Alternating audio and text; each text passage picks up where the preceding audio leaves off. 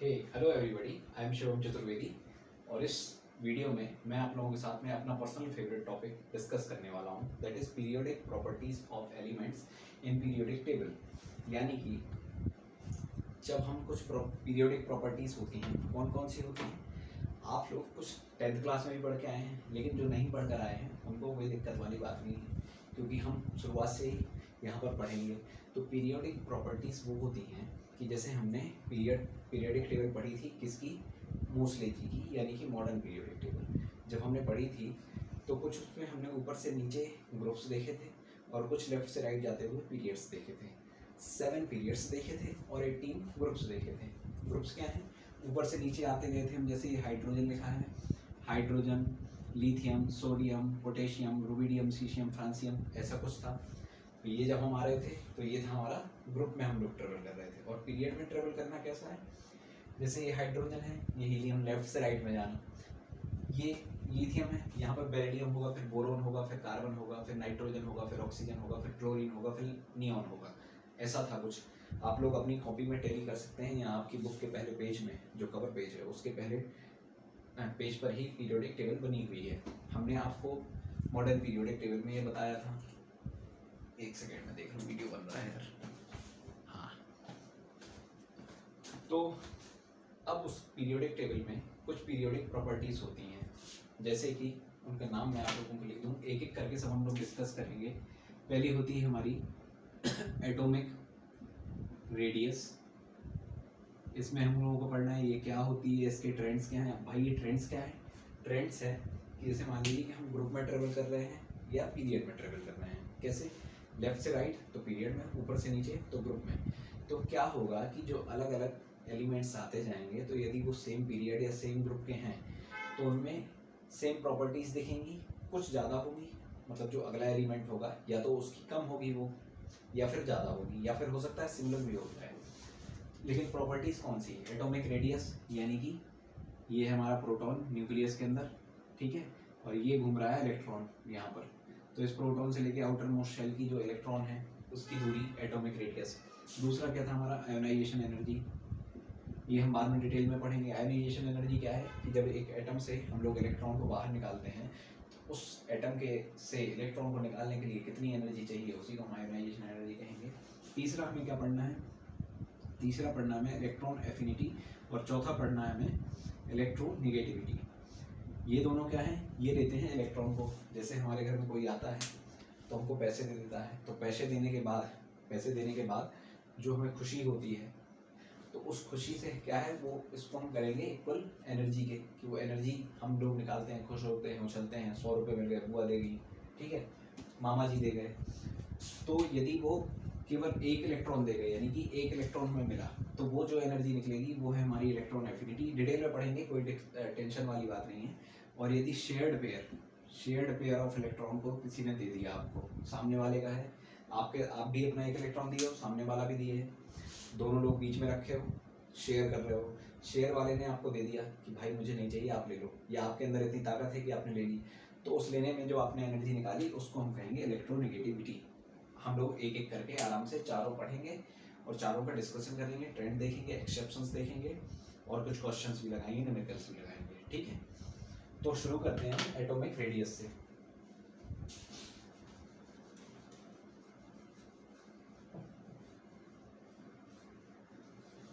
तो पहले मैं आप लोगों को 10th क्लास का रिवाइज करा देता हूँ। क्या है, देखिए, ये है एटम, ठीक है, ये है उसका न्यूक्लियस, न्यूक्लियस के अंदर है प्रोटॉन, मान लीजिए ये है प्रोटॉन। न्यूट्रॉन का भी कुछ काम नहीं है। न्यूट्रॉन का काम क्यों नहीं है, क्योंकि प्रोटॉन एक पॉजिटिव चार्ज है और आउटर मोस्ट शेल में क्या घूम रहा है, इलेक्ट्रॉन घूम रहा है, तो इलेक्ट्रॉन घूमने वाला नेगेटिव चार्ज है। अब एक पॉजिटिव चार्ज एक नेगेटिव चार्ज को क्या करेगा, अट्रैक्ट करेगा। क्यों करेगा, इलेक्ट्रोस्टैटिक फोर्स से। एक पॉजिटिव चार्ज एक नेगेटिव चार्ज, दोनों का नेचर अलग अलग, तो करेंगे क्या, आपस में अट्रैक्ट, ठीक है। तो जब आपस में अट्रैक्ट करेंगे, तो यहाँ से लेकर यहाँ तक की दूरी, यानी कि आउटर मोस्ट शेल में जो इलेक्ट्रॉन घूम रहा है, जैसे मैं यदि Na का एग्जांपल लूँ, Na यानी कि सोडियम के पास कितने, 11 इलेक्ट्रॉन और 11 प्रोटॉन। तो यदि हम इसके हिसाब से चलें तो ये है सोडियम की न्यूक्लियस, ठीक है, उसमें है 11 प्रोटॉन, पहला शेल कितने इलेक्ट्रॉन, 2 इलेक्ट्रॉन। दूसरा शेल कितने इलेक्ट्रॉन, 8 इलेक्ट्रॉन। और तीसरा शेल कितने electron, only 1 electron, outer most shell. तो यहाँ से लेकर, इसके सेंटर से लेकर यहाँ तक की दूरी जितनी है उसको हम कहेंगे एटॉमिक रेडियस। ठीक है, तो ये हो गई हमारी एटॉमिक रेडियस की परिभाषा। दूसरी बात अब क्या है, दूसरा जब हमने ट्रेंड देखा था कक्षा 10वीं में, तो उन्होंने हमें क्या बताया था कि जब हम यहाँ से ऊपर से लेकर मॉडर्न पीरियोडिक टेबल में नीचे आते हैं तो मान लीजिए कि ये है हमारा lithium, sodium, potassium, rubidium, caesium और फ्रांसियम। ठीक है, ऐसे हम यदि आते हैं तो इसका इलेक्ट्रॉनिक कॉन्फ़िगरेशन क्या होता था, 1s2 2s1। इसमें क्या आता था 3s1, इसमें क्या आता था 4s1, इसमें 5s1 6s1 and goes on. ठीक है, तो क्या होता था हमारा कि जैसे मान लीजिए कि ये शेल हैं बढ़ रहे हैं, अब शेल बढ़ रहे हैं तो ध्यान दीजिएगा कि आउटर मोस्ट शेल का नंबर बढ़ रहा है। तो मान लीजिए कि यहाँ पर एक है ये गोला, ये है न्यूक्लियस। ठीक है, न्यूक्लियस में कुछ प्रोटॉन, एक शेल आपका, पहला शेल इतनी दूरी पर है, दूसरा इतनी पर, तीसरा इतनी पर, चौथा इतनी पर, पांचवा इतनी पर। ये क्या है, outer most shell. Outer most shell से न्यूक्लियस की दूरी है एटॉमिक रेडियस। तो जब ऊपर से नीचे आ रहे हैं तो आउटर मोस्ट शेल का नंबर बढ़ता जा रहा है, आउटर मोस्ट शेल बढ़ता जा रहा है। कैसे, 2 3 4 5, यानी कि 2 3 4 5। तो यहाँ से लेकर यहाँ की दूरी कम, फिर उससे ज़्यादा इसकी, फिर इसकी, फिर इसकी, फिर इसकी। यानी कि जब हम नीचे आते हैं कहाँ पर, पीरियोडिक टेबल में, जब हम ग्रुप में ट्रेवल करते हैं, ग्रुप में कैसे ट्रेवल करते हैं, टॉप से बॉटम। टॉप से बॉटम जब हम लोग ट्रेवल करते हैं ऊपर से लेकर नीचे, तो क्या होता है उसमें कि number of shell, outer most shell बढ़ते जाते हैं। आउटर मोस्ट शेल यानी कि न्यूक्लियस से आउटर मोस्ट इलेक्ट्रॉन की दूरी बढ़ती जाती है। जब दूरी बढ़ती जाएगी तो क्या होगा, हमारा ट्रेंड क्या बनेगा, ट्रेंड होगा कि bottoming in the group. Bottoming in the group का मतलब कि ऊपर से नीचे आना, ऊपर से नीचे आते समय एटॉमिक रेडियस AR इंक्रीजेस। ठीक है, और दूसरी बात, अब ये था हमारा ऊपर से नीचे का। अब जब हमें चलना है लेफ्ट से राइट, तो जब हम लोग लेफ्ट से राइट चलेंगे तो क्या होगा, न्यूक्लियर चार्ज नाम का एक टर्म है, उसको समझ लीजिए। न्यूक्लियर चार्ज क्या है कि न्यूक्लियस पर कितना है चार्ज। तो जब हम ट्रेवल करेंगे कहाँ, लेफ्ट से राइट, यानी कि पीरियोडिक ट्रेवल करेंगे, जब हम पीरियड में ट्रेवल करेंगे, पीरियड में ट्रेवल कैसे, लेफ्ट से राइट। तो जब लेफ्ट से राइट ट्रेवल करेंगे तो क्या होगा, चलिए मैं एग्जांपल देता हूँ। ये है lithium, beryllium, boron, carbon, nitrogen, oxygen, fluorine and neon. क्या है इनके एटॉमिक नंबर, 3 4 5 6 7 8 9 और 10। एटॉमिक नंबर इक्वल्स टू क्या होता है, Z से डिनोट होता है नंबर ऑफ प्रोटॉन्स। ठीक है, नंबर ऑफ प्रोटॉन्स। अब नंबर ऑफ प्रोटॉन, और प्रोटॉन कहाँ रहते हैं, न्यूक्लियस में। और कौन रहता है न्यूक्लियस में, न्यूट्रॉन। न्यूट्रॉन के ऊपर चार्ज क्या है, 0। तो न्यूक्लियस का चार्ज बराबर, जितने उसके अंदर प्रोटॉन हैं उनका चार्ज, सारे प्रोटॉन का सेम चार्ज रहता है, सारे प्रोटॉन का सेम चार्ज रहता है। तो जितने नंबर ऑफ प्रोटॉन है उसके अंदर, उसको हम प्रोटॉन के चार्ज से मल्टीप्लाई कर देंगे तो हम न्यूक्लियर चार्ज निकाल सकते हैं। तो न्यूक्लियर चार्ज को हम क्या ये कह सकते हैं कि जिसमें जितने ज़्यादा प्रोटॉन उसका उतना ज़्यादा न्यूक्लियर चार्ज। ठीक है, तो जब जिसका ज़्यादा प्रोटॉन, जब हम चल रहे हैं कहाँ, लेफ्ट से राइट में, लेफ्ट से राइट में जब हम चल रहे हैं तो क्या है कि प्रोटॉन क्या है, प्रोटॉन के पास है मास। ठीक है, प्रोटॉन के पास है मास, इलेक्ट्रॉन के पास है कम मास या फिर नेग्लेजिबल मास। प्रोटॉन की तुलना में तो नेग्लेजिबल ही है। तो ये है प्रोटॉन पॉजिटिव, ये है इलेक्ट्रॉन जो घूम रहा है। अब हम यहाँ पर जो ये इसको खींच रहा है, ये पॉजिटिव ये नेगेटिव, दोनों आपस में अट्रैक्ट कर रहे हैं। चूंकि इसका मास ज़्यादा है, तो यहाँ पर लगी फिजिक्स, कौन सा, कि दोनों एक दूसरे पर इक्वल फोर्स लगा रहे हैं, लेकिन चूंकि इसका मास कम है, मास इसका कम है, तो इसका एक्सेलरेशन ज़्यादा हो जाएगा, तो ये इसके पास खींचे चला आएगा सेंट्रीफ्यूगल फोर्स के कारण। ठीक है, इसके कारण ये ऐसा खींच रहा है। और एक कोई उसको बाहर भी लगा रहा है जिसको हम सेंटीमीटर फोर्स कहेंगे, जो mv²/r है, आप अभी भूल जाइए, ठीक है। तो ये पॉजिटिव है, ये नेगेटिव है, ये इसको खींच रहा है। अब हम यदि यहाँ पर खींचने वालों की संख्या बढ़ा देंगे, खींचने वालों की संख्या बढ़ा देंगे तो ये और पास नहीं आता जाएगा। मान लीजिए अभी एक आदमी खींच रहा है, 2 3 4 5 ऐसे बढ़ बढ़ के खींचने लगे, तो खींचने वाले जब बढ़ जाएंगे तो ये धीरे धीरे पास आने लगेगा, और पास और पास और पास, ठीक है। जब और पास और पास और पास आता जाएगा, यानी कि जब प्रोटॉन्स की संख्या बढ़ती जाएगी, खींचने वालों की संख्या बढ़ती जाएगी, तो क्या होगा, अल्टीमेटली ये जो आउटर मोस्ट इलेक्ट्रॉन घूम रहा है ना, हमने आपको पहले बताया था कि इलेक्ट्रॉन की एनर्जी ये लोग खींच रहे हैं, तो इलेक्ट्रॉन जहाँ से घूमेगा उसका आउटर मोस्ट शेल वो कहलाएगा। आउटर मोस्ट शेल पहले नहीं आया, पहले आया इलेक्ट्रॉन, इलेक्ट्रॉन जहाँ से घूमा उसको हमने आउटर मोस्ट शेल कहा। तो आउटर मोस्ट शेल क्या होगा, कम होता जाएगा। जब कम होता जाएगा तो एटॉमिक रेडियस यानी न्यूक्लियस से लेकर आउटर मोस्ट शेल की दूरी, आउटर मोस्ट शेल के इलेक्ट्रॉन की दूरी हो जाएगी कम। यानी कि जब हम लोग लेफ्ट से राइट पीरियड में ट्रेवल करेंगे, लेफ्ट से राइट पीरियड में जब हम ट्रेवल करेंगे तो क्या होगा,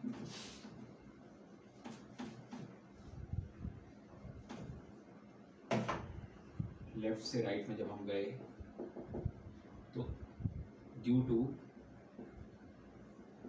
इंक्रीज इन न्यूक्लियर चार्ज, अब न्यूक्लियर चार्ज क्या है, नंबर ऑफ प्रोटॉन्स, ठीक है। न्यूक्लियर चार्ज क्या होना है, atomic radius, atomic radius decreases, ठीक है। अब यहां पर हम एक जनरल ट्रेंड बना लेते हैं।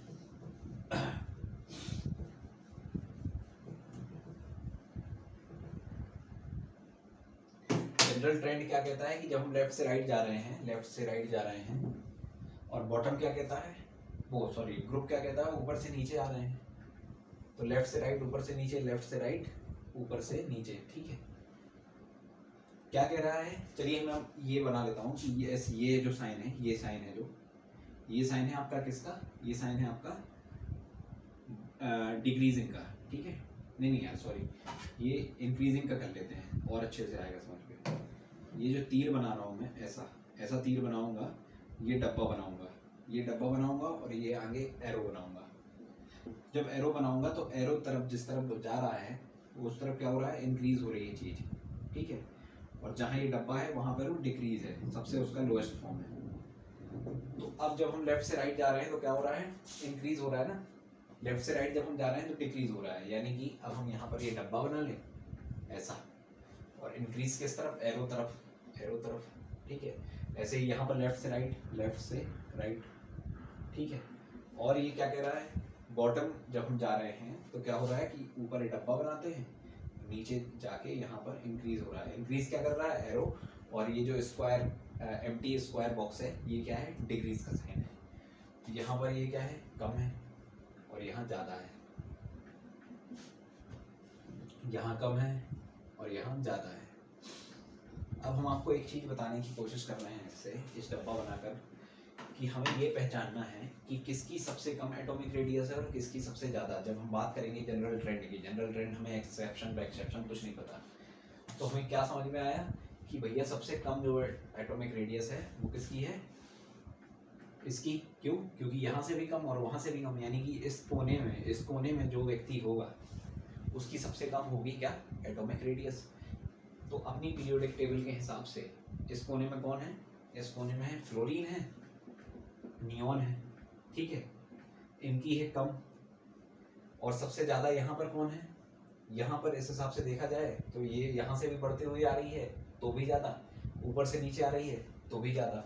तो यहाँ पर कौन रहता है, यहाँ रहता है हमारा सीसियम, सीसियम रहता है नीचे, और फ्रांसियम भी रहता है, लेकिन हम सीसियम तक ही कैलकुलेट कर रहे हैं क्योंकि फ्रांसियम रेडियो एक्टिव मटेरियल है, कभी कभार अलग अलग नेचर शो करने लगते हैं वो लोग। तो हम लोग सीशियम तक जाएंगे। सीशियम को देखा हमने कि सबसे ज़्यादा उसकी एटॉमिक रेडियस है और इसके हिसाब से फ्लोरीन और नियॉन की कम है। ये थी कहानी कक्षा 10वीं की। जिसने कक्षा 10वीं में कुछ नहीं पढ़ा था वेल एंड गुड, जिसने पढ़ा था वेल एंड गुड। ये क्या है, कक्षा 10वीं में इससे ज़्यादा नहीं बताया गया, यही हमने आपको रिवाइज करा दिया। अब हम चलेंगे कक्षा 11वीं में, यानी कि क्लास 11th में जो भी है अब हम इसके आगे वो पढ़ेंगे अच्छे से। उसमें 4 प्रकार की रेडियस होंगी, शील्डिंग इफेक्ट होगा, कुछ एक्सेप्शंस होंगे। तो जिसको भी ये लग रहा था कि मैंने क्लास 10th की केमिस्ट्री में ये टॉपिक नहीं पढ़ा, तो यहीं तक था। अब इसके बाद जब हम लोग चलेंगे तो क्लास 11th में पहुँचेंगे। ठीक है, थैंक यू सो मच।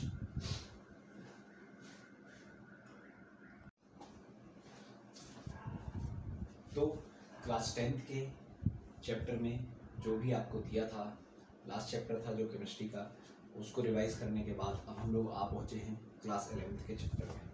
तो क्लास 11th का चैप्टर ये वाला उस 10वीं के हिसाब से क्या था, 10वीं के हिसाब से था कि ये है हमारी आउटर मोस्ट शेल, ये है न्यूक्लियस, ऐसा कुछ था।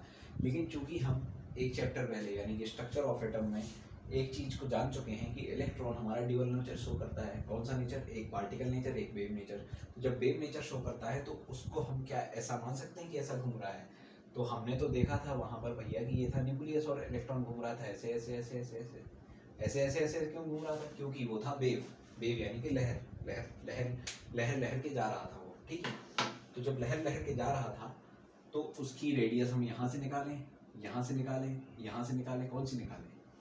उसके लिए फिर 3-4 अलग अलग प्रकार की रेडियस आती हैं जिनको हम पढ़ते हैं। पहली तो होती है भैया कोवेलेंट रेडियस। दूसरी होती है van der Waals radius, WWF लिख देता हूँ उसको, van der Waals radius. Van der Waals force है उसको WWF लिखते हैं। तीसरी है मेटेलिक रेडियस, मेटल में कौन सी रेडियस है। और चौथी है आपकी आयोनिक रेडियस। एक एक करके सबको समझते हैं। ठीक है, तो क्या होता है कि कोवेलेंट बॉन्ड जब बनता है, कोवेलेंट बॉन्ड जब बनता है तो क्या रहता है कि मान लीजिए मैं आपको हाइड्रोजन की बात करूँ, हाइड्रोजन H2 की बात करूँ। अभी इसको भी मिटा देते हैं, नाम बस बताया हमने, बाद में इनकी कहानी जानेंगे। तो H2 की बात हम करें, H2 को हम क्या कह सकते हैं? Die atomic. दो एटम है ना इसमें, एक H दूसरा H, डाई एटॉमिक। होमो, अब ये होमो क्या है? एक जैसे, होमो डाई एटॉमिक मॉलिक्यूल। एक मॉलिक्यूल है हाइड्रोजन का जिसमें दो एटम है और एक ही प्रकार के हैं, होमो है। ठीक है, तो इसमें क्या रहता है कि ये हाइड्रोजन के पास क्या है? ये न्यूक्लियस हाइड्रोजन की, एक इलेक्ट्रॉन है भाई। ये हाइड्रोजन की न्यूक्लियस है, एक इलेक्ट्रॉन है इसमें भी। तो क्या इसका डुप्लेट कंप्लीट हो रहा है? नहीं हो रहा है। इसका हो रहा है? नहीं हो रहा है। तो क्या करेंगे ये लोग करेंगे कोवेलेंट बॉन्डिंग यानी कि हाइड्रोजन के लिए एक व्यवस्था ऐसी रहती है कि ये कर लेते हैं। सबके लिए रहता है कि भाई तुम लोग ऑक्टेट बनाओ, लेकिन इसके लिए है कि चलो तुम 2 इलेक्ट्रॉन बस ले आओ अपने आउटर मोस्ट शेल में तो तुम्हें स्टेबल करवा दिया जाएगा। यानी कि डुप्लेट कंप्लीट कर लो तो तुम्हें स्टेबल हो जाओगे। तो स्टेबल के लिए क्या करेगा कि ये और ये आपस में हो जाएंगे ओवरलैप।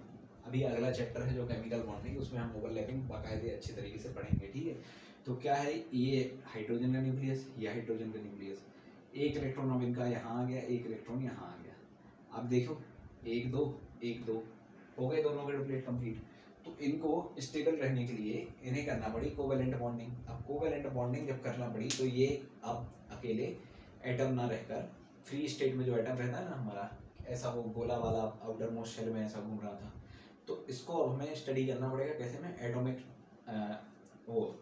मॉलिक्यूलर फॉर्म में। मॉलिक्यूलर फॉर्म में क्यों? क्योंकि फ्री स्टेट में रहता ही नहीं, स्टेबल नहीं रहता तो हम लेकर कहाँ से आते? स्टेबल रहता तभी तो हम उस पर टेस्ट वेस्ट करते ना, स्पेक्ट्रोस्कोपी करते, एक्सरे लगाते, कुछ करते। लेकिन जब स्टेबल ही नहीं है तो क्या करेंगे हम इसका? तो इसके लिए हमने इसका फ्री स्टेट में ना काम करके इसका मॉलिक्यूलर फॉर्म लेकर आए हाइड्रोजन गैस का। अब जब हाइड्रोजन गैस का हम लेकर आए तो ये जो चीज़ है, एक न्यूक्लियस से लेकर दूसरे न्यूक्लियस के बीच की दूरी, एक न्यूक्लियस से दूसरे न्यूक्लियस के बीच की दूरी, इसको हम कहते हैं बॉन्ड बनाया ना इन्हें कोवेलेंट बॉन्ड, तो इसको हम कहते हैं बॉन्ड लेंथ।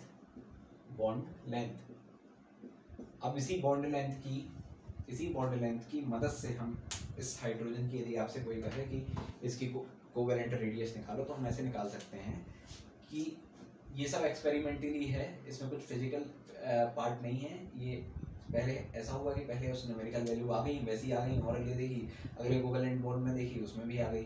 तो एक फार्मूला दे दिया गया, कैसा फार्मूला कि बॉन्ड लेंथ को शो किया हमने D से। ठीक है, DHH लिख लेता हूँ मैं, हाइड्रोजन हाइड्रोजन के बीच का बॉन्ड बना उसके बॉन्ड की लेंथ DHH इक्वल्स टू क्या है RA यानी कि radius of a atom, radius of b atom यानी कि RB। ये कब का फॉर्मूला है? ये फॉर्मूला है हमारा तब का जब इसकी इलेक्ट्रोनेगेटिविटी में कोई डिफरेंस ना हो।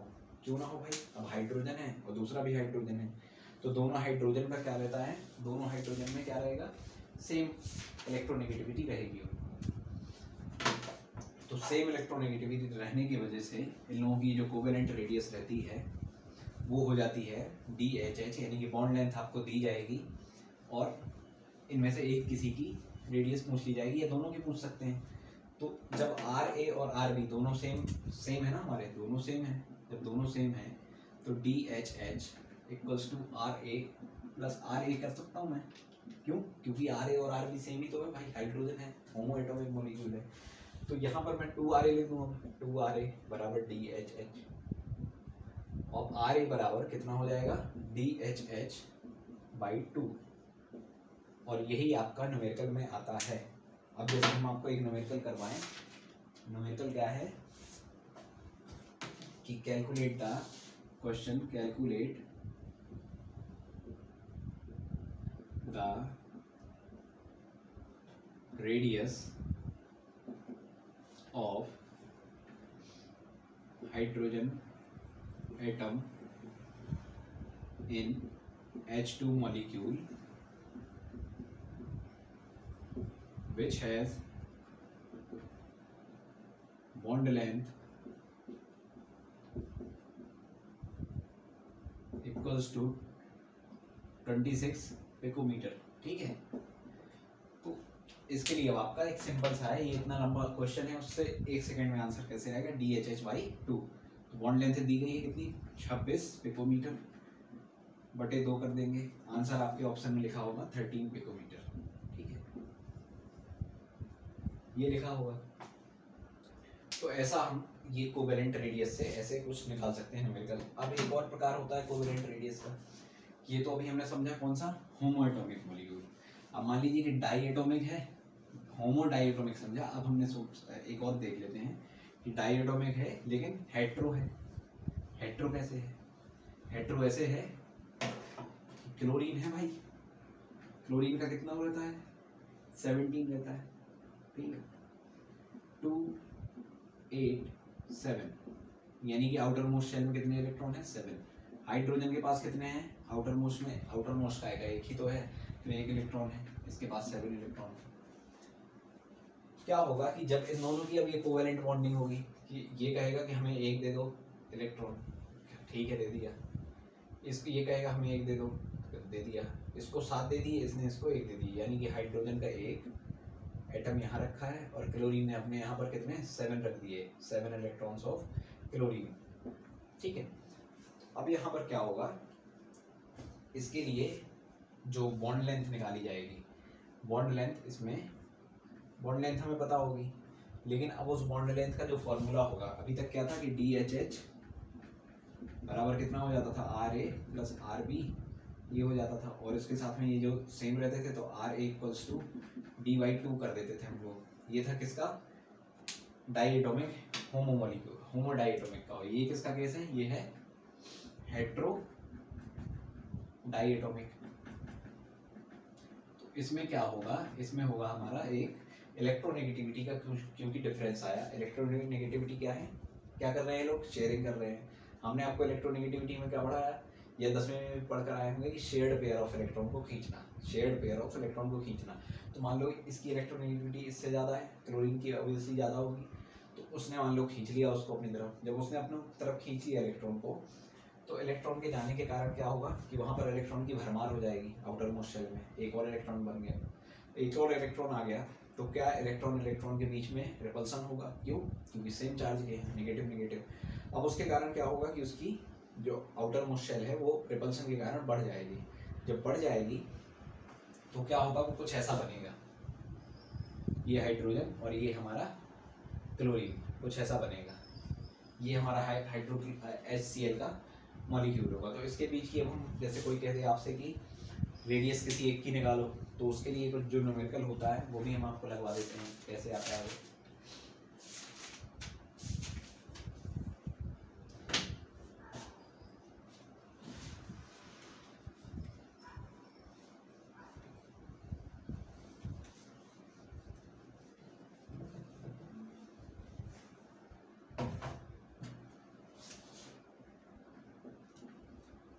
कैलकुलेट द क्या है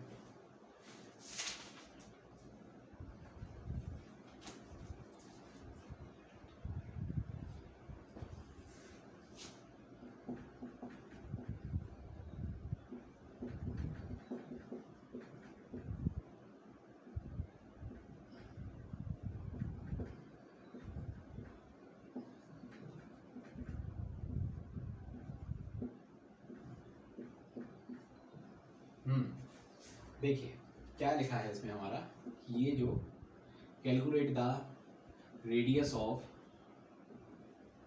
क्लोरीन एटम व्हेन, क्या है कि जो बॉन्ड लेंथ है DSCl कितनी है 15 पिकोमीटर, इलेक्ट्रोनेगेटिविटी ऑफ A यानी कि हाइड्रोजन की इतनी है, और इलेक्ट्रोनेगेटिविटी ऑफ B ये है क्लोरीन की और ये है हाइड्रोजन की, ठीक है। तो क्लोरीन की कितनी 2 पिकोमीटर, हाइड्रोजन की कितनी 1 पिकोमीटर, और हाइड्रोजन की रेडियस कितनी दी गई है 6 पिकोमीटर। तो इसके बाद का जो हमारा न्यूमेरिकल ऐसे लगता है कि बॉन्ड लेंथ यानी कि D इक्वल्स टू क्या होता है RA plus RB minus 0.9 XA यानी कि चाय A माइनस चाय B। अब इनमें से जिसकी भी कम हो उसको मतलब यहाँ पर पहले रख देना है, उसको घटाना उसको है जिसकी ज़्यादा होगी। तो यहाँ पर हम क्या करेंगे, यहाँ हम करेंगे 6 पिकोमीटर रखी है हमने इसकी, ये हमें पता नहीं, इसको RB लिख देते हैं, माइनस 0.9 लिखा, ठीक है। माइनस 0.9 लिखने के बाद ज़्यादा किसकी है क्लोरीन की, चलो क्लोरीन की, कम किसकी है इसकी हाइड्रोजन की, तो 2 - 1 = 1, तो 6 plus RB minus 0.9 into 1 equals to 6 plus RB minus 0.9।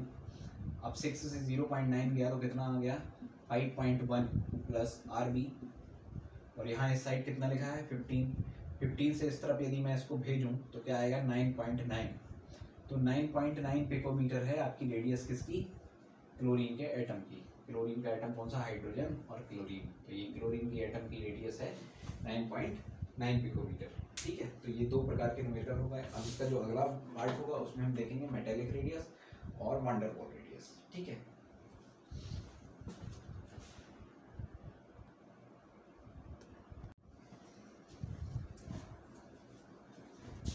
दूसरी और तीसरी रेडियस है हमारी वैन डेर वाल्स रेडियस और मेटेलिक रेडियस, ठीक है।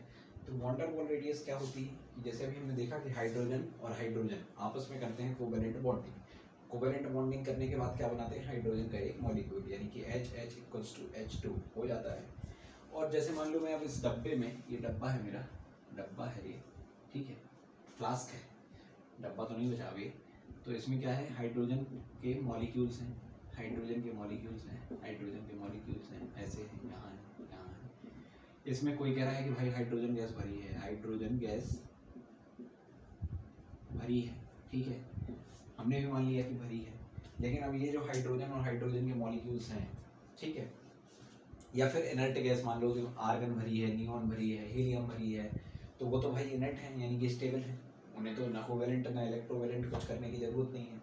और वो यदि एक किसी डब्बे के अंदर भरी हुई है तो जाहिर सी बात है कि एक मॉलिक्यूल तो होगा नहीं, मान लो 1 मोल भी यदि भरी है तो कई मॉलिक्यूल्स होंगे उसमें, 6.022 × 10⁻23 मॉलिक्यूल्स होंगे। तो जब इतने मॉलिक्यूल्स होंगे तो वो आपस में तो कुछ करेंगे ना, तो आपस में वो एक फोर्स के द्वारा आपस में एक फोर्स के द्वारा कनेक्टेड रहते हैं। कौन सा फोर्स कहलाता है, वो कहलाता है force van der Waals force. Chapter number 4 में अच्छे से पढ़ेंगे इसको। अभी सिर्फ इतना समझिए आप कि वैन डेर वाल्स फोर्स के जरिए वो कनेक्टेड रहते हैं, ठीक है। उस वैन डेर वाल्स फोर्स के जरिए अब क्या है कि जैसे मान लीजिए कोवैलेंट बॉन्डिंग में ऐसा हो रहा था, ये और ये हो रही थी ओवरलैपिंग, और एक मॉलिक्यूल हीलियम का, एक मॉलिक्यूल हीलियम का ये है। अब ये इससे पास क्यों नहीं आ सकते, इसलिए नहीं आ सकते क्योंकि इसकी न्यूक्लियस और इसकी न्यूक्लियस आपस में क्या करेगी रिपेल, इसके इलेक्ट्रॉन क्या करेंगे आपस में रिपेल, तो ये उतनी ही पास आएंगे दोनों जितने में इसकी न्यूक्लियस इस इलेक्ट्रॉन को खींचे, इसकी न्यूक्लियस इस इलेक्ट्रॉन को खींचे, बस। जैसे ही उनका फिर रिपल्शन ग्रेट हो जाएगा, repulsion is greater than attraction, तो क्या होगा फिर वो लोग आपस में एक दूसरे को खींचना कर देंगे बंद। अगर हम इससे ज़्यादा करीब लेकर आए किसी को तो क्या होगा, अनस्टेबिलिटी आ जाएगी, स्टेबल नहीं रह जाएंगे वो। तो अब हमें यहाँ पर सिर्फ गौर इतना करना है कि ये था हमारा कोवेलेंट रेडियस, और ये है हमारी WWR यानी कि वंडरवॉल रेडियस। आपको सिर्फ ये क्वेश्चन आएगा कि इन दोनों में बड़ा कौन है, बस। कोवेलेंट रेडियस मैंने आपको समझा दी, वंडरवॉल भी समझा दी, MCQ आता है कि कौन बड़ा है। तो देखिए दिख रहा होगा, एक गोला हमारा ये है हाथ का और दूसरा गोला ये है हाथ का। हमें यहाँ से लेकर इस जगह तक की दूरी निकालनी है। तो अब देखिए बॉन्ड लेंथ किसकी कम होगी, इसकी कि इसकी, इसकी कि इसकी, इसकी कि इसकी, डेफिनेटली इसकी कम होगी। और जिसकी बॉन्ड लेंथ कम होगी उसकी क्या रेडियस भी कम होगी, क्योंकि D/2 ही तो है ना। तो D, इसका तो D बड़ा है, यहाँ से लेकर यहाँ तक की दूरी है, और इसका D कितना है, कम है, यहाँ से यहाँ तक वो पास में ही है। यानी कि जब दो ओवरलैप करेंगी चीज़ें, ओवरलैप करेंगी दो चीज़ें, मैं सेम गोला बनाता हूँ, ठीक है, ये गोला और ये गोला और ये गोला, ठीक है, सेम है। अब ये देखिए ये बड़ा है ना इससे, क्यों, क्योंकि एक गोले के अंदर में जैसे मान लो कि यहाँ से लेकर यहाँ तक आना था किसी को, यहाँ से लेकर यहाँ तक की दूरी निकालनी थी, इस मिडिल पॉइंट से लेकर इस मिडिल पॉइंट तक की दूरी निकालनी थी, ठीक है। अब इस मिडिल पॉइंट को और पास लेकर आ रहा हूँ, कम हो रही दूरी, और पास लेकर आ रहा हूँ और कम हो रही दूरी, ये हो गई हमारी क्या, वंडरवॉल रेडियस। अब और पास लेकर आया और कम हुई, और पास लेकर और कम हुई, ओवरलैप कर दिया और कम हो गई। तो जब हमारी बॉन्ड लेंथ यानी कि ये दूरियां मिडिल पॉइंट्स है, दूसरे मिडिल पॉइंट की न्यूक्लियस से लेकर न्यूक्लियस की दूरी हो गई कम, तो हमारी रेडियस भी डेफिनेटली हो गई कम, ठीक है। तो वंडरवॉल रेडियस हो गया है शायद क्लियर आपको। और अब इसके बाद आया कौन सा हमारा, मेटेलिक रेडियस। मेटेलिक रेडियस समझिए कि मेटल से जो करंट करता था ट्रेवल, कैसे करता था, कहते थे लोग कि उसमें फ्री इलेक्ट्रॉन घूमते रहते हैं। तब उसी फ्री इलेक्ट्रॉन का जादू देखिए कैसा रहता है, देखिए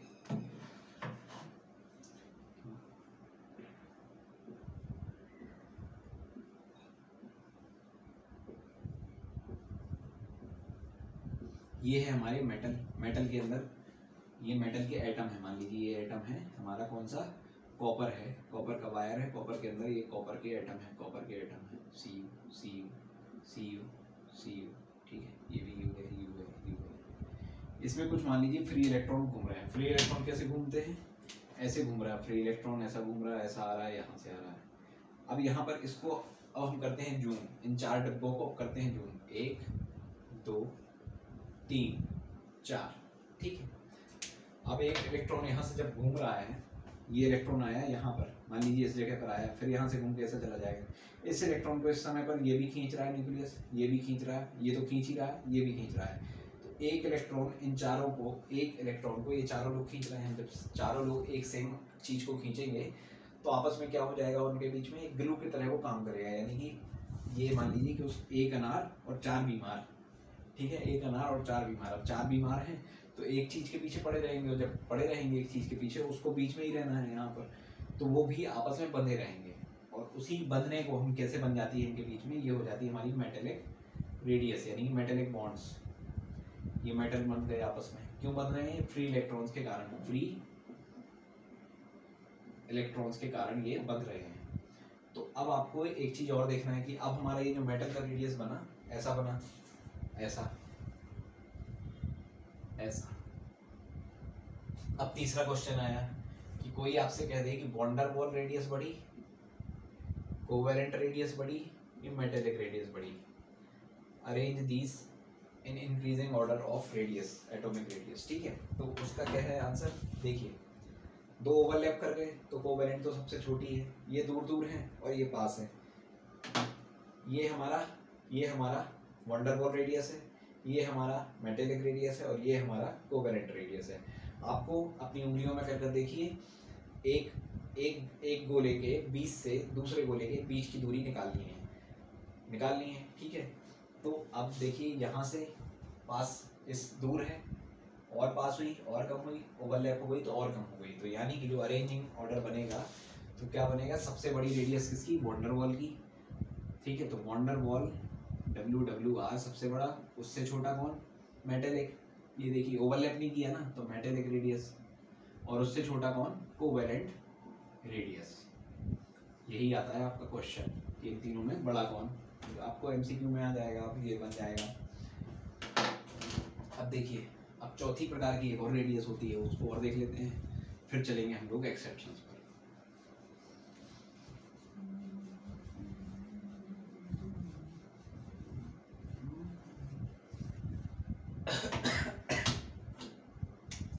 चौथा कौन सा है हमारा? Ionic radius. आयोनिक रेडियस से पहले आप समझिए आयन क्या है। आयन है हमारा कि एक एटम है, एक एटम है, उसका न्यूक्लियस है, यहाँ घूम रहे हैं कुछ इलेक्ट्रॉन।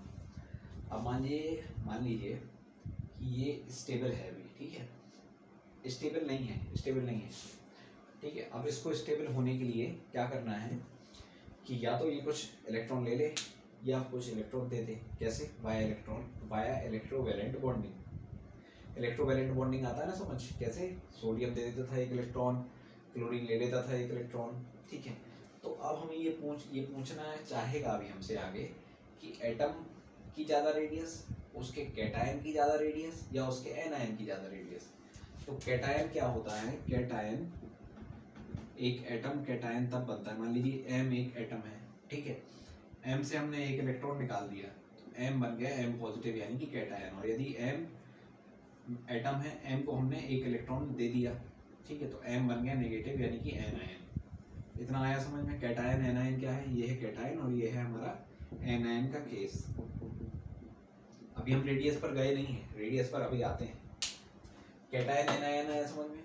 अब समझ लीजिए कि न्यूक्लियस है, जो न्यूक्लियस है एक मास्टर नहीं, चलिए आपके पापा है न्यूक्लियस, ठीक है, पापा है न्यूक्लियस, और आप लोग भाई बहन सब लोग हो इलेक्ट्रॉन, सब करते हो शैतान, ठीक है। जब सब शैतान करते हो तो आपका एक भाई की हो गई 12th क्लास हो गई, और मान लो वो चला गया दूर पढ़ने। करते थे सब लोग इक्वल मैग्नीट्यूड का शैतान, ठीक है, बराबर हल्ला करते थे, जो भी करते थे, ठीक है। तो जब आपका भाई चला गया कहीं, तो अब क्या होगा? भाई के चले जाने पर अब बची आप अकेली घर में, बहन है आप अकेली बची। तो जब आप अकेली बची तो आप करती उतना ही शैतान है, लेकिन पापा का पहले क्या होता था कि गुस्सा बढ़ जाता था कि उसको भी एक झापड़ मारा, इसको भी एक झापड़ मारा, उसको भी स्कोल्ड कर दिया, आपको भी स्कोल्ड कर दिया, ठीक है। अब लेकिन भाई चला गया है, यानी कि एक इलेक्ट्रॉन चला गया है, यानी कि आप बन गई हैं कैट आयन, ठीक है। अब पापा ने आपके ऊपर लगाया प्रेशर कि नहीं करना है शैतान, आपको किया अट्रैक्ट नहीं करने देना है शैतान। इलेक्ट्रॉन आपकी क्या है? आप हैं इलेक्ट्रॉन, आपका क्या है? नेचर, आपको करना है शैतान। तो वो क्या करेंगे? आपको खींच लेंगे कि मेरे पास बैठो, ऐसे कैसे करोगी शैतान, नहीं करने देना, ठीक है। तो क्या होगा कि अब उनका जो बराबर बराबर, अभी आपके भाई को भी खींच रहे थे कि नहीं करने देना शैतान, आपको भी खींच रहे थे। अब लेकिन चूंकि आपका भाई चला गया है तो वो अपने दोनों हाथों से खींच रहे थे ना अभी ऐसे, अब दोनों हाथों से आपको खींचने लगे। जब आपको खींचने लगे तो आपको उनके पास में बैठना पड़ेगा। तो जब आप उनके पास में बैठेगी तो क्या होगा कि एटम की रेडियस, एटम जो कि अब कैटायन बन गया है, कैटायन की radius, cations radius will decrease. क्यों? क्योंकि आपको पास में बैठा लिया गया ना, आप आउटर मोस्ट में रहती थी, पास में बैठा लिया गया। जब पास में बैठा लिया गया तो आपको दूर नहीं जाने देना है, तो आप यहीं पर बैठ के कितना शैतान कर लोगे? पास में है, आ गए अब अपन लोग, ठीक है, पापा और बच्ची दोनों पास में है, ठीक है। जब दोनों पास में है तो कैटायन की जो वो है रेडियस है, वो होगी डिक्रीज, ठीक है। अब दूसरा केस समझिए, एनायन। एनायन में अब वो मान लीजिए कि आपका भाई, आप लोग 3 भाई बहन थे, ठीक है, आपकी एक दीदी भी बाहर रहती थी। अब दीदी, कुछ छुट्टियां हो गई दीदी की, अभी तक 2 लोग रहा करते थे, आपके पापा आपको डांटते थे, आपके भाई को डांटते थे, एक और आ गया, एक आपकी दीदी और आ गई। उनका काम भी क्या है? उनका काम भी शैतान करना है। तो अब उनका काम जब शैतान करना है, आपका काम है उनसे दूर भागना, उनका काम है आपको पास में खींचना। तो अब आप लोग क्या करोगे? एक तो आपस में भी लड़ोगे, ठीक है, तो रिपल यहाँ से भी रिपल्शन बढ़ेगा, यहाँ से भी रिपल्शन बढ़ेगा। और चूंकि इनका अट्रैक्शन अब 3 जगह बढ़ना है, पहले क्या था आपके केस में? पहले भाई था, आप थी, भाई चला गया तो अब दोनों हाथ आपके पास में आ गए, दोनों हाथ आपको पकड़ने लगे। अब इस केस में क्या होगा कि एक और दीदी आ गई, जब तीसरी दीदी आ गई तो क्या हुआ, तीसरी दीदी के आ जाने के कारण उनकी जो फोर्स लगा रहे थे वो तो और कम हो गया। फोर्स लगने के कारण आपको तो बाहर भागना ही है, तो आप बाहर भाग जाएंगे और एक आप तीनों लोग भाग जाओगे बाहर। पहले मान लो इतने पर थे, उनका फोर्स कम हो गया तो आप लोग उनसे और दूर होकर शैतान करना, शैतान है तो और ज़्यादा दूर होकर शैतान करने लगे। जब और ज़्यादा दूर होकर शैतान करने लगे तो आपका आउटर मोस्ट शेल जो है उसकी दूरी बढ़ गई, और जब दूरी बढ़ गई तो एटॉमिक रेडियस भी बढ़ गई, एटॉमिक रेडियस भी बढ़ गई। जब एटॉमिक रेडियस बढ़ गई तो हम क्या कह सकते हैं, एनायन की radius, anions radius is greater than atom. तो फाइनल हमने अब क्या निकाला, फाइनल निकाला जब हम रेडियस की बात करेंगे एटॉमिक रेडियस की, एटॉमिक रेडियस में हम क्या निकालेंगे, सबसे छोटा कौन, कैटायन की रेडियस कैट, उससे बड़ा कौन एटम, और उससे बड़ा कौन एनायन। ठीक है, ये है हमारा कंक्लूजन। अब आपसे कोई क्वेश्चन पूछ सकता है ऐसा, ये हमने आपको बताया है क्या कॉन्सेप्ट। क्वेश्चन कैसा आएगा, क्वेश्चन आ सकता है arrange the following in increasing order of their atomic radius. ठीक है, एफ माइनस कह देगा, एफ प्लस कह देगा और एफ कह देगा, बस एक से ही आ जाएगा समझ में। चलो भाई बताओ, पॉज करो वीडियो और बताओ कि किसकी होगी सबसे ज़्यादा एटॉमिक रेडियस। तो देखो हो गया, खोल लो पॉज। सबसे ज़्यादा एटॉमिक रेडियस किसकी होगी, एनायन की। एनायन के ऊपर क्या है, नेगेटिव चार्ज, एक इलेक्ट्रॉन और आ गई, दीदी बाहर से आ गई, सबसे ज़्यादा एटॉमिक रेडियस इनकी। उससे छोटा कौन, एटम, तो एटम। उससे छोटा कौन, आपका भाई चला गया है पढ़ने बाहर, तो एफ प्लस यानी कि कैटायन। ठीक है, ये है भाई, ये आयोनिक रेडियस, ऐसा इसका न्यूमेरिकल आता है। ये सब नीट में और 12th क्लास में भी आते हैं।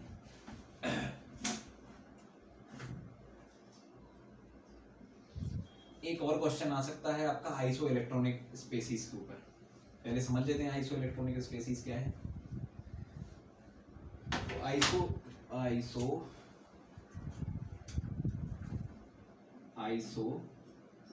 इलेक्ट्रॉनिक स्पेसीज, तो आइसो इलेक्ट्रॉनिक का मतलब होता है कि जिसके पास हो क्या, सेम नंबर ऑफ इलेक्ट्रॉन्स, यानी कि उसके प्रोटॉन अलग अलग हों लेकिन इलेक्ट्रॉन्स उनके पास सेम हो। एग्जाम्पल दें, देखो nitrogen -3, oxygen -2, fluorine -1, neon neutral, sodium +1, magnesium +2। अब बताओ इसमें कितने इलेक्ट्रॉन और कितने प्रोटॉन हैं। करो वीडियो को पॉज, देखो कितने इलेक्ट्रॉन होते हैं इसमें, 7। देखो सबके पहले अब लिख लेते हैं, सबसे पहले सबके एटॉमिक नंबर। ठीक है, 7, 8, 9, 10, 11, 12। ठीक है, अब एटॉमिक नंबर क्या होता है, Z = एटॉमिक नंबर होता है नंबर ऑफ प्रोटॉन, यानी कि न्यूक्लियर चार्ज। ठीक है, अब इलेक्ट्रॉन किसके पास कितने कितने हैं, नाइट्रोजन के पास कितने हैं स्टेबल कंडीशन में, यानी कि फ्री स्टेट में कितने होते, 7 होते। -3 चढ़ा यानी 7 3 10। इसके पास 8 2 8 रहते हैं, 2 ले लिए। क्यों 2 ले लिए, क्योंकि -2 का चार्ज चढ़ा हुआ है, एनायन बन गया है। कितने, 10। इसके ऊपर 9 रहते हैं, 1 ले लिया 10। इसके पास 10 हैं, इसने 1 दे दिया, 11 रहते हैं, 10। इसने 2 दे दिए तो 10। तो अब ये बन गए क्या, आइसो इलेक्ट्रॉनिक स्पेसीज। इनके पास सबके पास सेम नंबर ऑफ इलेक्ट्रॉन्स हैं। अब यदि आपसे कोई कह दे कि इन सब में से हमें कुछ अरेंजमेंट बताओ, किसका, हमें अरेंजमेंट बताओ कि एटॉमिक रेडियस इनकी कैसी कैसी है, यानी कि अरेंजमेंट बताओ कि इंक्रीजिंग ऑर्डर है, डिक्रीजिंग ऑर्डर है, बॉन्ड कहाँ के कौन से नंबर पर है। ठीक है, तो उसके लिए हमने आपको बताया था कि न्यूक्लियर चार्ज देखते हैं, इलेक्ट्रॉन्स नहीं देखते। ठीक है, चूंकि देखिए जो सेल नंबर है इनका, शेल नंबर तो पीरियड, यानी कि जो हम शेल की बात कर रहे हैं तो शेल तो सेम है। ये देखिए 1 2 तीसरे पीरियड की बातें हो रही हैं पूरी। ठीक है, तो शेल नंबर तो सेम होगा। अब शेल नंबर सेम होने के कारण दूसरा केस कैसा हमने बताया था कि प्रायोरिटी हम देंगे एटॉमिक रेडियस के ट्रेंड बनाने में। पहली प्रायोरिटी हम देंगे किसे? पहली प्रायोरिटी हम देंगे शेल नंबर को, चूंकि शेल इनके सेम है, शेल यानी कि जो आउटर मोस्ट इलेक्ट्रॉन है वो सेम है, ठीक है। अब उसके बाद क्या बनता है? उसके बाद बनती है कहानी न्यूक्लियर चार्ज की। न्यूक्लियर चार्ज यानी कि प्रोटॉन। प्रोटॉन जिसके पास जितने ज़्यादा जिसके पास प्रोटॉन उसकी उतनी साइज कम। क्यों? क्योंकि भाई देखो, सबको 10-10 इलेक्ट्रॉन खींचना है, 10-10-10 खींचने वाले सामान कितने हैं? 10। हमें 10 पेटियों को खींचना है। खींचने वाले लोग बढ़ रहे हैं, 7 लोग खींच रहे हैं, 8 लोग, 9 लोग, 10 लोग, 11 लोग, 12 लोग। ज़्यादा खींचने वाले लोग 10 पेटियों को खींचेंगे तो जल्दी अपने पास बुला लेंगे, यानी कि size is inversely proportional to z, यानी कि एटॉमिक नंबर। साइज क्या है अपना? Atomic radius. यही तो हमारा साइज है ना। तो साइज, अब देखो अब क्या होगा, सबसे छोटा कौन? जिसके पास ज्यादा खींचने वाले, ये। उससे बड़ा ये। सबसे बड़ा कौन? जिसके पास खींचने वाले सबसे कम थे, यानी कि और इलेक्ट्रॉन दूर भाग रहे थे। जो दूर भाग रहे थे तो आउटर मोस्ट शेल बढ़ जाएगी। आउटर मोस्ट शेल दूर हो जाएगी तो न्यूक्लियस से डेफिनेटली डिस्टेंस हो जाएगा, उसका बढ़ जाएगा। तो जब बढ़ जाएगा तो ये हमारा ऐसा ट्रेंड बन जाएगा। तो आइसो इलेक्ट्रॉनिक स्पेसिस भी हमने पढ़ ली, आयोनिक रेडियस भी पढ़ लिया। अब यहाँ तक तो हुई बात उसकी जो आपकी किताब में लिखा। अब उसके बाद कहानी आती है एक्सेप्शंस की। तो एक्सेप्शंस हम इसके बाद अभी देखेंगे, ठीक है।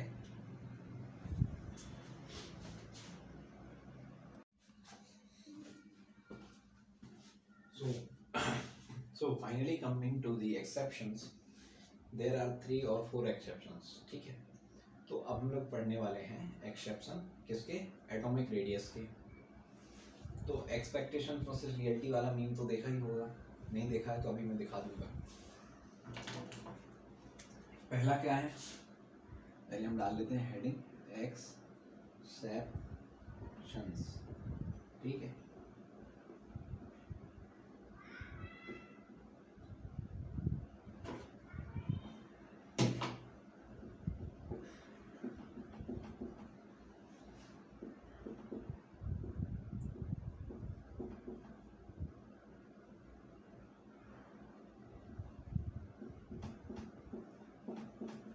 इतनी देर से मैं क्या लिख रहा हूँ यार? देखो क्या है कि हमने क्या पढ़ा है जनरल ट्रेंड में कि जब हम लेफ्ट से राइट की तरफ, लेफ्ट से राइट की तरफ जब हम ट्रेवल करते हैं तो उसको हम क्या कहेंगे? उसको कहेंगे हम पीरियड में ट्रेवल करना, ठीक है। ऊपर से नीचे जब हम आते हैं तो उसको हम क्या कहेंगे? ग्रुप में ट्रेवल करना। ग्रुप को भूलिए, सिर्फ अभी चलते हैं कहाँ? ट्रेवलिंग में पीरियड की। तो जब पीरियड की ट्रेवलिंग में हम चलेंगे तो जनरल ट्रेंड के अनुसार क्या होना चाहिए था कि इसका जो हमारा एटॉमिक नंबर है वो है 1, इसका है 2, 3, 4, 5, 6, 7, 8, 9 और 10। उसके हिसाब से क्या हो रहा था कि न्यूक्लियर चार्ज बढ़ रहे थे। न्यूक्लियर चार्ज बढ़ने के कारण एटॉमिक रेडियस घट जाती है। तो एक्सपेक्टेशंस क्या है? एक्सपेक्टेशंस हमारी ये हैं कि भाई इसके पास तो ज़्यादा है क्या? प्रोटॉन। इसके पास है कम, इसके पास ज़्यादा है प्रोटॉन, तो क्या होगा? न्यूक्लियर चार्ज ज़्यादा होगा। न्यूक्लियर चार्ज ज़्यादा होगा तो एटॉमिक साइज यानी कि एटॉमिक रेडियस हो जाएगी कम, यानी कि एक्सपेक्टेशंस इसकी जो बनेगी वो बनेगी ऐसी। और इनकी कैसी बनेगी? इनकी भी बनेगी ऐसी ऐसी, ये छोटी होती चली जाएगी। ये हमारा क्या है? एक्सपेक्टेशंस, ठीक है।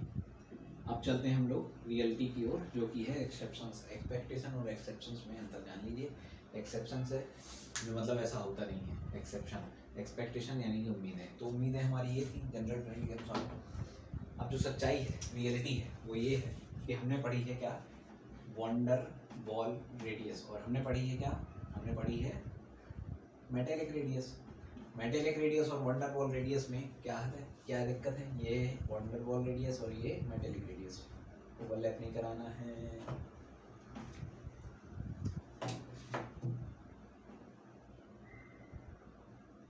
ऐसा है कुछ सिस्टम, ठीक है। ओवरलैप नहीं है भाई यार, यहाँ पे नहीं ओवरलैप हो जाता बार बार, मैं क्या करूँ?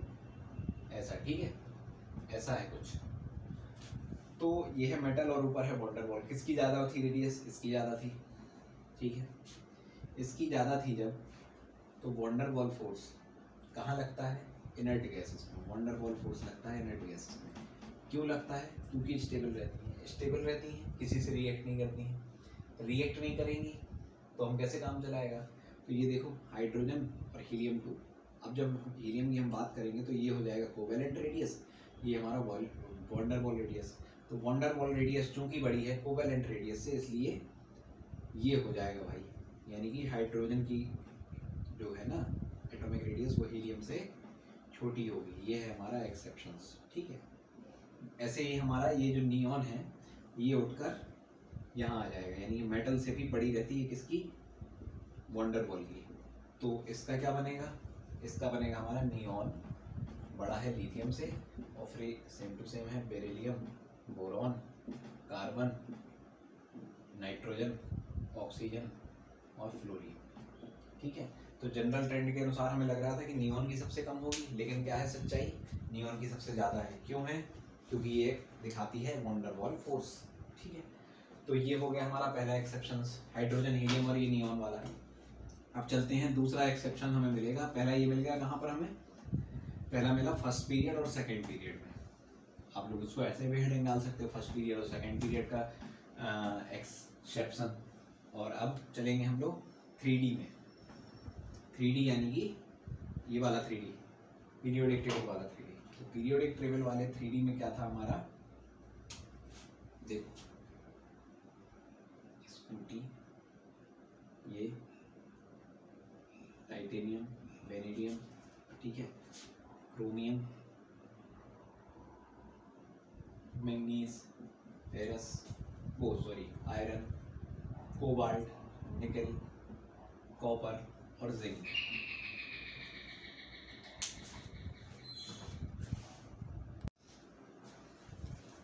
तो देखिए जनरल ट्रेंड के अनुसार, जनरल ट्रेंड के अकॉर्डिंग क्या होना चाहिए कि जब हमारा जेड यानी कि नंबर ऑफ प्रोटॉन्स बढ़ रहे हैं, तो जब नंबर ऑफ प्रोटॉन्स बढ़ते हैं तो क्या होता है? एटॉमिक साइज जेड के बढ़ने पर एटॉमिक साइज हो जाती है कम, यानी कि एटॉमिक रेडियस घटने लगती है। एटॉमिक रेडियस डिक्रीजेस, ठीक है।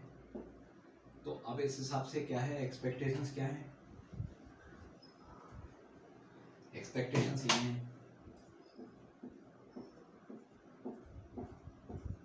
यानी कि स्कैंडियम सबसे बड़ा है और जिंक सबसे छोटा है।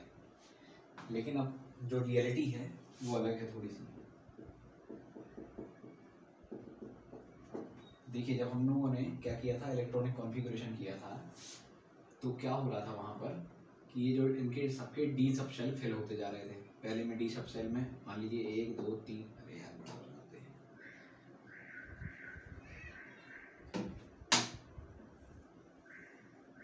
1 2 3 4, ये 5 खानों का, यानी कि 5 ऑर्बिटल का डी सब शेल बनाते थे।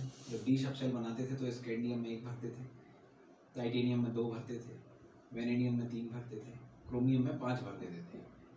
ऐसे ही फिर आगे जब मैंगनीज आने लगता था तो मैंगनीज से और फेरस से, ये आयरन से क्या होने लगता था, ये यहाँ पर पैरेलली फिलिंग होने लगती थी, ठीक है।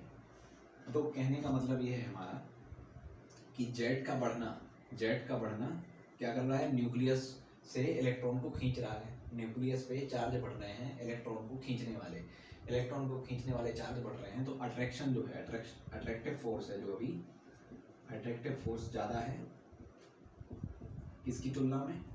रिपल्सन की तुलना में। अभी रिपल्सन क्या है बताते हैं, कहाँ से आया ये भी बताते हैं।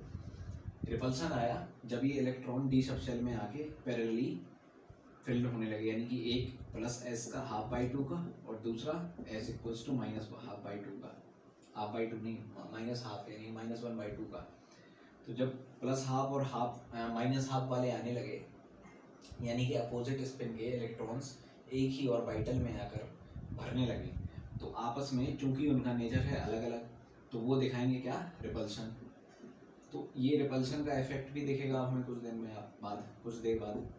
तो यहाँ तक तो ये हो गया था हमारा कि जेड का जो इफेक्ट यानी कि अट्रैक्टिव फोर्स है, अट्रैक्टिव फोर्स वो किससे ज़्यादा है? रिपल्सिव फोर्स के। ये क्रोमियम के आसपास क्या हुआ, क्रोमियम के आसपास और क्रोमियम के बाद क्या होने लगा कि ये हमारे ये इलेक्ट्रॉन अपोजिट नेचर के आकर भरने लगे। तो अब क्या हुआ, अब यहाँ पर ये हो रहा है कि अट्रैक्टिव फोर्स यानी कि जो जेड है, जेड भी बढ़ रहा है और साथ साथ में अपोजिट स्पिन के इलेक्ट्रॉन एक ऑर्बिटल में आकर भर रहे हैं। तो रिपल्शन भी और अट्रैक्शन दोनों की मैग्नीट्यूड हो रही है इक्वल। तो कुछ देर ये हुआ, फिर थोड़ी देर बाद क्या हुआ कि ये जो रिपल्सिव फोर्स है, चूंकि अब हम ये सारे भरते जा रहे हैं, पहले मान लो एक डब्बा भरा, दूसरा, तीसरा, चौथा, पांचवा, पांचों डिब्बे भर दिए। तो पांचों डिब्बे भरने के कारण क्या होगा कि ये हमारा जो रिपल्सिव फोर्स है, रिपल्सिव फोर्स इसका जो मैग्नीट्यूड है ये अट्रैक्टिव फोर्स से ज़्यादा हो जाएगा। जब अट्रैक्टिव फोर्स से रिपल्सिव फोर्स की वैल्यू हो जाएगी ज़्यादा, तो रिपल्शन के कारण इलेक्ट्रॉन भागेगा दूर न्यूक्लियस से। जब इलेक्ट्रॉन भागेगा दूर न्यूक्लियस से, तो मान लो पहले यहाँ घूम रहा था, अब यहाँ घूमने लगा, तो न्यूक्लियस से आउटर मोस्ट शेल की जो दूरी है वो बढ़ जाएगी, यानी कि एटॉमिक रेडियस बढ़ जाएगी, एटॉमिक रेडियस बढ़ जाएगी। तो एटॉमिक रेडियस मान लीजिए यहाँ से बढ़ गई, यहाँ तो कम हो रही थी, क्यों, क्योंकि जेड का प्रभाव था, यानी कि जेड इफेक्ट न्यूक्लियर चार्ज का इफेक्ट था। यहाँ से चूंकि ऑर्बिटल सब शेल के ऑर्बिटल में अपोजिट स्पिन्स के इलेक्ट्रॉन आने लगे, तो उसके कारण रिपल्शन बढ़ा। पहले रिपल्शन उस अट्रैक्शन को इक्वलाइज करता रहा, फिर उसने जब इक्वलाइज कर दिया तो आगे बढ़ने लगा, यानी कि उससे ग्रेटर होने लगी उसकी वैल्यू। जब ग्रेटर होने लगी उसकी वैल्यू, तो एटॉमिक रेडियस भी बढ़ने लगी। तो फाइनल जो हमारा ये तो हो गया था एक्सपेक्टेशन। अब जो एक्सपेरिमेंटली रियलिटी आई वो ये आई।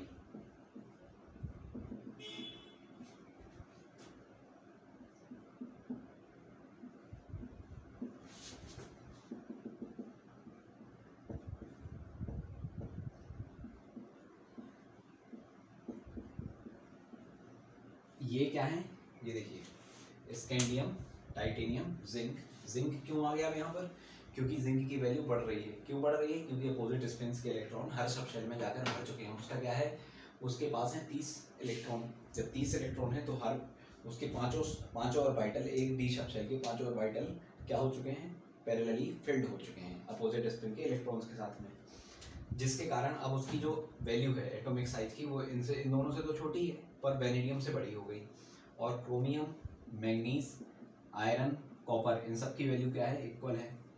और कोबाल्ट की निकल से ज़्यादा है। और ये है अब हमारा एक्सपेरिमेंटली वैल्यू।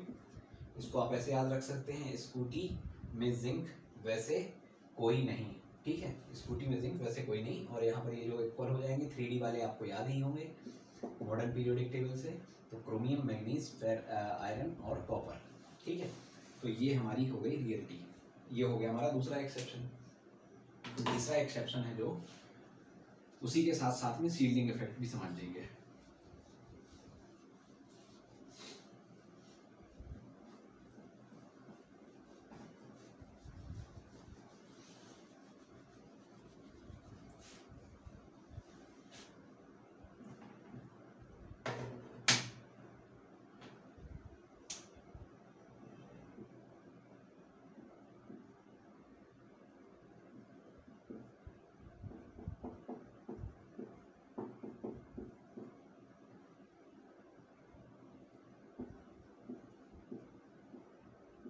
ये देखिए क्या है, scandium, titanium, vanadium, yttrium, zirconium, niobium, lanthanum, hafnium, tantalum, और ये क्या है, एक्टिनियम। एक्टिनियम को भी अभी हम मिटा देते हैं, कुछ काम का भी तो है नहीं। तो देखिए अब ये क्या है, जब हम कहाँ से उतर रहे हैं नीचे, 3D में नीचे डाउन जा रहे हैं, यहाँ पर भी डाउन जा रहे हैं, यहाँ पर भी डाउन जा रहे हैं। हमारी एक्सपेक्टेशन क्या होंगी कि जब नीचे जा रहे हैं तो शेल नंबर बढ़ रही है। शेल नंबर बढ़ रही है तो चूंकि हम शेल को फर्स्ट प्रायोरिटी देते हैं, शेल के बढ़ने पर क्या होता है, एटॉमिक रेडियस बढ़ जाती है। तो उस हिसाब से क्या होना चाहिए, उस हिसाब से होना चाहिए ये काम, ये ऐसा, ये ऐसा, ऐसा, ऐसा, ऐसा, ऐसा, ये होनी चाहिए हमारी एक्सपेक्टेशन। किसके हिसाब से, जनरल ट्रेंड के हिसाब से। लेकिन रियलिटी कुछ और है। रियलिटी है ऐसी कि ये जो हमारा हाफनियम है जर्कोनियम के से बड़ा ना होकर जर्कोनियम के इक्वल है, और ये जो टेंटेलम है नियोबियम से बड़ा ना होकर नियोबियम के इक्वल है। अब ऐसा क्यों है, ऐसा है हमारा लेंथेनॉइड कॉन्ट्रैक्शन की वजह से, ये आपके 12th क्लास का टॉपिक है, लेकिन चूंकि ये एक्सेप्शन है जो ये बिना इसके समझ में नहीं आता, इसलिए 12th क्लास का टॉपिक यहाँ पर आप पढ़ेंगे। देखिए, एक होता है शील्डिंग इफेक्ट। शील्डिंग इफेक्ट क्या है, हमें इतना पता है शील्डिंग इफेक्ट में कि दो चार्ज हैं अलग अलग, एक पॉजिटिव एक नेगेटिव। पॉजिटिव और नेगेटिव आपस में एक दूसरे को अट्रैक्ट करेंगे। पॉजिटिव किसके पास में है, न्यूक्लियस के पास में है, ये इलेक्ट्रॉन के पास में है। नेगेटिव कहाँ घूम रहा है, आउटर मोस्ट शेल में, ठीक है। तो ये हो गई हमारी न्यूक्लियस, इसके पास है पॉजिटिव चार्ज। ये हो गया हमारा आउटर मोस्ट शेल, इसके पास है इलेक्ट्रॉन जिसके पास है नेगेटिव चार्ज। अब न्यूक्लियस के पास चूंकि मास ज़्यादा है, मास क्यों है ज़्यादा, पहली बात तो इलेक्ट्रॉन प्रोटॉन है उसके पास, और दूसरी बात न्यूट्रॉन भी है। तो अभी लेकिन प्रोटॉन कंपेरेटिवली यदि हम देखें इलेक्ट्रॉन से, तो प्रोटॉन का जो मास है वो इलेक्ट्रॉन के मास से काफ़ी गुना ज़्यादा है, ठीक है।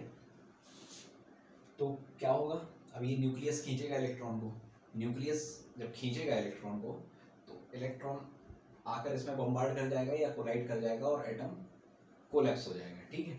लेकिन ऐसा नहीं होता है, क्यों नहीं होता है कि बीच में जो कोर इलेक्ट्रॉन्स हैं, कोर इलेक्ट्रॉन्स यानी कि जैसे मान लो ये सोडियम का एटम है, सोडियम के 11 होते हैं क्या, प्रोटॉन और इलेक्ट्रॉन।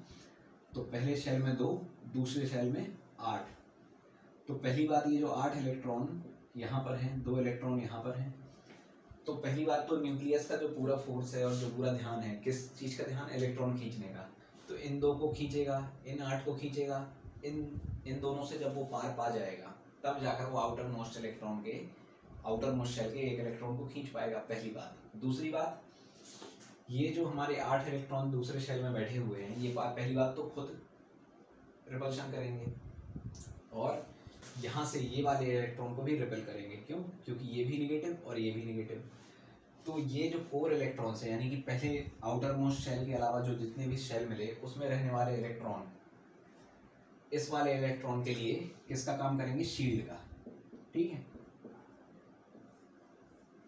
अब ये शील्ड का काम करेंगे, तो अब ये शील्डिंग तो आ गई समझ में कि बाहर वाले इलेक्ट्रॉन को न्यूक्लियस से कोलैप्स होने के बचाने को हम शील्डिंग कहते हैं। करता कौन है, बीच वाले इलेक्ट्रॉन।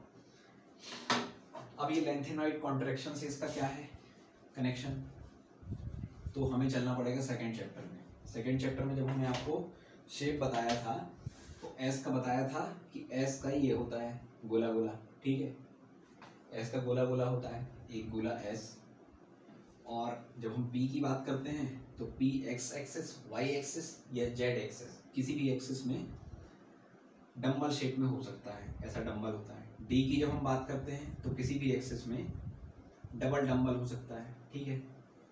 और जब हम एफ की बात करते हैं, एफ यानी कि लेंथेनॉइड, एफ ब्लॉक है ना लेंथेनॉइड में, 57 हाफ नियम में भी एफ ब्लॉक है, और 58 से लेकर 71 तक जो एफ ब्लॉक आता है जिसको हम लेंथेनॉइड सीरीज कहते हैं, उस बीच में क्या है, उस बीच में सबके पास यानी कि 58 यानी 58 से लेकर 71 तक जिसके roll number, I am sorry, जिसके एटॉमिक नंबर है 58 से लेकर 71 तक, तो उसमें उसके पास क्या है, उसके पास है एफ ब्लॉक। अब आप एफ ब्लॉक के स्ट्रक्चर को समझिए। एफ ब्लॉक क्या है, 8 फोल्ड डबल डम्बल्ड, जैसे इसमें 4 है ना फोल्ड, 1 2 3 4, अब उसमें ऐसे 8 है, ऐसे। वो 3D में और अच्छे से समझ में आएगा, लेकिन आप इमेजिन करिए कि उसमें 8 ऐसे ऐसे फैले हुए हैं, फूल की तरह, लिली के फूल की तरह वो फैला हुआ है। जब लिली के फूल की तरह फैला हुआ और बीच में यहाँ पर है न्यूक्लियस, काम क्या है न्यूक्लियस का, इलेक्ट्रॉन को अपनी ओर खींचना। अब बताओ कि यहाँ पर एक न्यूक्लियस है, यहाँ पर एक न्यूक्लियस है, यहाँ पर एक न्यूक्लियस है, और इलेक्ट्रॉन है बाहर यहाँ पर, ठीक है। हम उस ब्लॉक में है इलेक्ट्रॉन, इसकी बात नहीं कर रहे हैं, हम बात कर रहे हैं अभी कोर की, ठीक है। कोर में जैसे इलेक्ट्रॉन, इस वाले कोर की जो शील्डिंग जिसको दिखानी है, शील्डिंग इफेक्ट जिसको दिखाना है, उसकी बात कर रहे हैं। तो बाहर रहने वाले इलेक्ट्रॉन की बेहतर तरीके से सुरक्षा, यानी कि बेहतर तरीके से शील्डिंग प्रोवाइड कौन करेगा, वो करेगा जिसकी चारों तरफ से शील्डिंग यानी कि कवर किए हुए उस इलेक्ट्रॉन को, गोला बनाया है कि आप बाहर अंदर आ ही नहीं सकते। दूसरी बात, ये डंबल वाला, ये कि ये जो लिली की फूल की तरह चारों तरफ से खिला हुआ है कि कहीं से भी इलेक्ट्रॉन को अंदर ले लो भाई। तो ये जो लिली की फूल की तरह खिला हुआ है, इसमें क्या है, न्यूक्लियस का अट्रैक्शन, न्यूक्लियस का जो होल्ड है, न्यूक्लियस की जो ताकत है कि चारों तरफ से इलेक्ट्रॉन को खींच सकता है, बीच में उसको अब इलेक्ट्रॉन तो देखो ऐसा गोल गोल घूम रहा है, कभी तो इस लिली के फूल के, कभी तो इस लिली फूल के यहाँ पर इस बीच में आएगा, और जैसे ही बीच में आएगा तो न्यूक्लियस उसको खींच लेगा, ठीक है। और एस ब्लॉक में क्या है कि ये लिली विली कुछ है नहीं, ऐसा गोला है और यहाँ पर बीच में न्यूक्लियस है। अब इलेक्ट्रॉन बाहर घूम रहा है तो ये बीच में तो प्रोटेक्शन दिए हुए, तो शील्डिंग सबसे ज़्यादा बेहतर, चूंकि एफ खुला हुआ है तो एफ शील्डिंग नहीं दे पाता है, तो शील्डिंग सबसे ज़्यादा किस में होती है, एस ब्लॉक में, फिर उससे कम पी ब्लॉक में, फिर उससे कम डी ब्लॉक में, और सबसे कम एफ ब्लॉक में। यानी कि एफ ब्लॉक सबसे कमजोर यानी कि वीक गार्ड है, वीक गार्ड या वीक शील्ड ऑफ इलेक्ट्रॉन है, ठीक है। तो जब वीक शील्ड प्रोवाइड कर रहा है इलेक्ट्रॉन को, तो अब देखो जब वीक शील्ड प्रोवाइड कर रहा है इलेक्ट्रॉन को, तो इलेक्ट्रॉन का, न्यूक्लियस का काम है इलेक्ट्रॉन को खींचना, तो जब वीक शील्ड है इलेक्ट्रॉन को के पास में, तो न्यूक्लियस क्या करेगा, इलेक्ट्रॉन को खींच लेगा। जैसे ही अपने तरफ इलेक्ट्रॉन को खींच लेगा क्या, न्यूक्लियस, तो इलेक्ट्रॉन जो आउटर मोस्ट शेल में घूम रहा था, अब हम बात कर रहे हैं, अब शील्डिंग हो गई, कहानी शील्डिंग हो गई कोर इलेक्ट्रॉन्स बीच वालों की कहानी, अब हम बात कर रहे हैं आउटर मोस्ट की। तो न्यूक्लियस आउटर मोस्ट को खींचता जा रहा है, और चूंकि लिली के फूल के कारण और पास में आ गए, वो जब पास में आ गए तो आउटर मोस्ट शेल न्यूक्लियस के पास में आ जाने से एटॉमिक रेडियस घट जाएगी। क्यों, क्योंकि हमें निकालना कहाँ से कहाँ की, एक गोला है, गोला में बीच में है, सेंटर पॉइंट है न्यूक्लियस, आउटर मोस्ट इलेक्ट्रॉन क्या है हमारा, वो सरकमफ्रेंस मान लीजिए, उस बीच की जो दूरी है, उस बीच की जो दूरी है वो क्या है, उस बीच की दूरी को हम कहेंगे रेडियस। तो चूंकि इलेक्ट्रॉन पास में आ जाएगा, इलेक्ट्रॉन और पास में घूमने लगेगा न्यूक्लियस के अट्रैक्शन के कारण और एफ ब्लॉक की वीक शील्डिंग के कारण, इसलिए एटॉमिक साइज किसकी, एफ ब्लॉक के सारी एलिमेंट यानी कि 58 से लेकर 71 एटॉमिक नंबर के बीच के जितने भी एलिमेंट्स होंगे उनकी एटॉमिक रेडियस एक भारी मात्रा में गिरावट देखी जाएगी उसमें, यानी कि एक एक्सेप्शनल डिक्रीमेंट देखा जाएगा, ठीक है। उसी एक्सेप्शनल डिक्रीमेंट होने के कारण, मान लो अब इसको हम कहते हैं कि ये पेंडेमिक आ गया इनके ऊपर, कोरोना वायरस, अब इस पेंडेमिक के बाद का जो पोस्ट पेंडेमिक इफेक्ट होते हैं, पेंडेमिक के बाद तुरंत तो कहानी सुधर नहीं जाती है, तो पोस्ट पेंडेमिक में धीरे धीरे कहानी सुधरती है। पोस्ट पेंडेमिक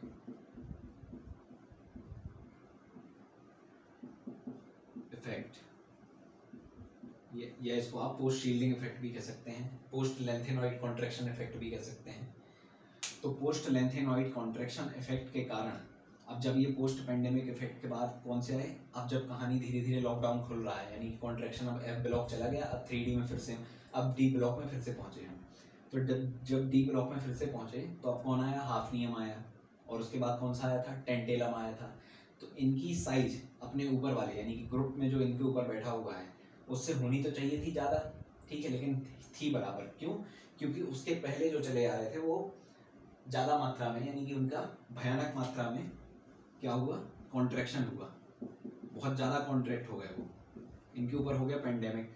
तो अब इस पेंडेमिक के कारण जब ये कॉन्ट्रैक्शन इनका खुलना है, यानी कि धीरे धीरे इनका बढ़ना शुरू हुआ, तो वो इतने नहीं बढ़ पाए कि अपने ग्रुप से ऊपर जो व्यक्ति बैठा है, यानी कि जो एलिमेंट बैठा है, और ये नीचे हाफनियम बैठा है, ये नीचे टेंटेलम बैठा है, तो टेंटेलम और हाफनियम और आगे और भी आगे हैं, ये हमारे 3D, नीचे 4D, उसके नीचे 5D पीरियड में चल रहे हैं। तो सबके साथ में ये कहानी हमें देखने को मिलेगी, कहाँ तक देखने को मिलेगी, हमें देखने को मिलेगी Hg यानी कि मरकरी तक।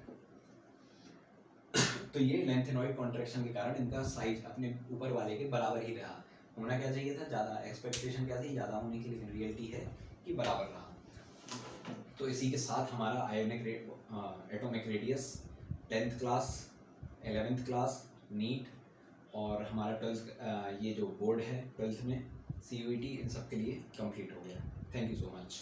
अगले वीडियो में हम अब आयोनाइजेशन एनर्जी के बारे में देखेंगे।